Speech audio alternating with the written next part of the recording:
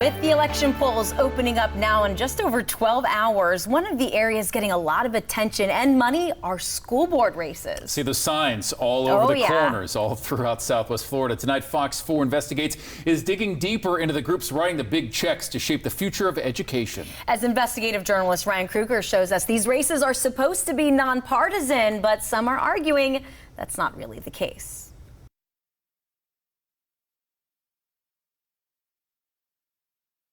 This is not the type of atmosphere our children should be taught in. Soon after the COVID-19 pandemic shut down schools across the country, parents started fighting back. I'm also a member of Moms for Liberty. And local school boards became their battleground. It means it's time for parents to take their seat back at the table when it comes to driving education and decisions for your children. Tina Deskovich is the co-founder of Moms for Liberty. She's a former school board member herself from Brevard County who felt parents' voices weren't being heard. What we saw during the pandemic is nationwide people saw how far they were overstepping, and parents were trying to rise up and approach their school boards, and they were getting shut down, and they were getting their mics cut off, and the meetings were getting put on Zoom. And so Tiffany and I kind of took a look at the landscape of the land and said, we can help them. We understand what the problem is, what the process is, and how to help them find their voice. And so that's why Moms for Liberty was launched. The message soon went nationwide, with chapters opening up all across the country.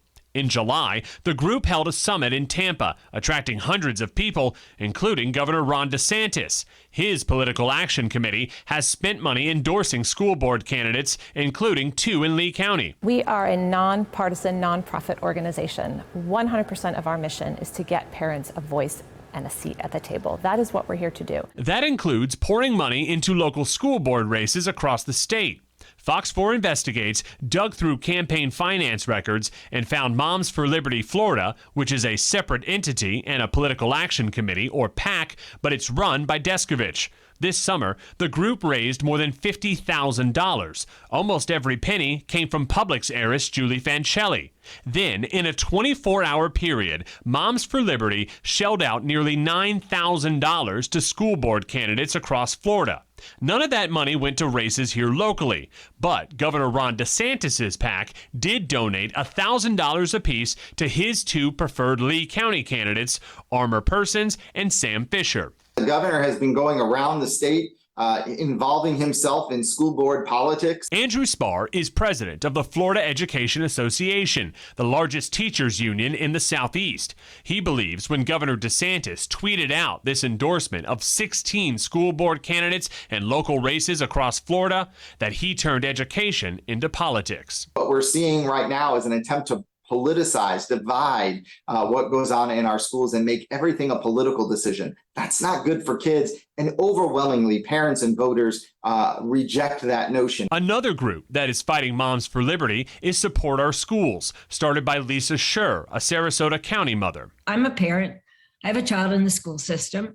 I have rights as well. And, doing things like taking away civil and human rights of our LGBTQ students, not allowing the history of people of color, indigenous peoples, not allowing that to be taught in our schools. That's taking away the rights of parents. Parents from both sides of the political aisle getting involved in races that will shape the future of education in Florida.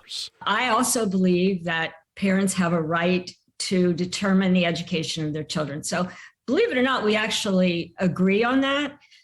The issue that I have is that a certain group of parents wants to determine how my child is educated. I think it's getting more and more politicized. People like to blame that on Moms for Liberty, and that's not the case. Moms for Liberty is just waking people up to how much politicizing has been happening in schools for a long time.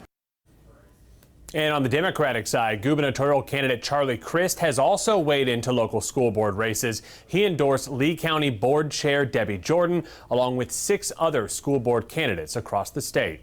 Ryan Kruger, Fox 4 Investigates.